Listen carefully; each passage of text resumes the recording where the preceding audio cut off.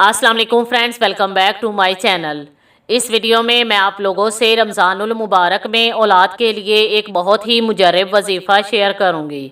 इससे पहले भी मैं औलाद के लिए कुछ वजीफ़े शेयर कर चुकी हूं, लेकिन इस वजीफ़े की बरकत से बहुत से लोगों को अल्लाह पाक ने खुशी अता फरमाई है और इस वजीफ़े की बरकत से 25 से 30 औरतों ने कंसीव किया।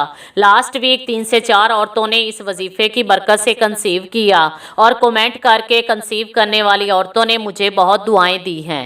मुझे सिर्फ आप लोगों की दुआओं की ज़रूरत है। आजकल औलाद के मसाइल बहुत ज़्यादा हैं। हर शादीशुदा जोड़े की ये ख्वाहिश होती है कि अल्लाह पाक शादी के बाद उन्हें जल्द अज जल्द औलाद की नेमत से नवाजे। ख़वातीन हमल ना होने की वजह से परेशान रहती हैं, ख़ास तौर पर जब शादी को बहुत ज़्यादा अरसा गुजर गया हो और फिर भी बे औलाद हों, तो वो पूरे यकीन के साथ ये अमल करें। ये कुरानी अमल है।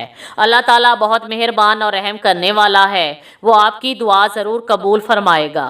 अल्लाह पाक की मुकद्दस किताब कुरान मजीद में तमाम मसाइल का हल मौजूद है। बस इंसान का ईमान मजबूत होना चाहिए। अगर आप बे औलाद हैं तो ऐसा मौका आपको 1 साल तक दोबारा नहीं मिलेगा, क्योंकि ये वजीफ़ा बहुत मुजर्रब है और ये वजीफ़ा सिर्फ रमज़ानुल मुबारक में किया जा सकता है।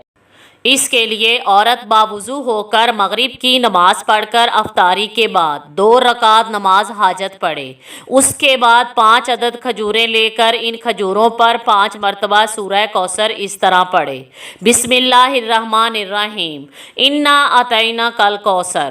इसके बाद 1 मरतबा दरूद शरीफ पढ़े, फसल्ले ले रब्बे का वनहर। इसके बाद फिर दरूद शरीफ पढ़े, इन्ना शानिया का होवल अबतर। और इसके बाद फिर दरूद शरीफ पढ़कर खजूरों पर दम करके औरत ये खजूरें खा ले।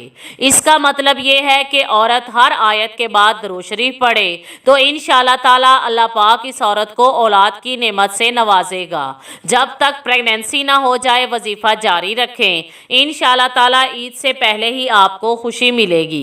अगर इस वीडियो से रिलेटेड आपका कोई भी क्वेश्चन हो तो कमेंट बॉक्स में टाइप करें। अगर ये वीडियो पसंद आए तो इसे लाइक करें और अपने दोस्तों के साथ शेयर करना मत भूलें। Thanks for watching.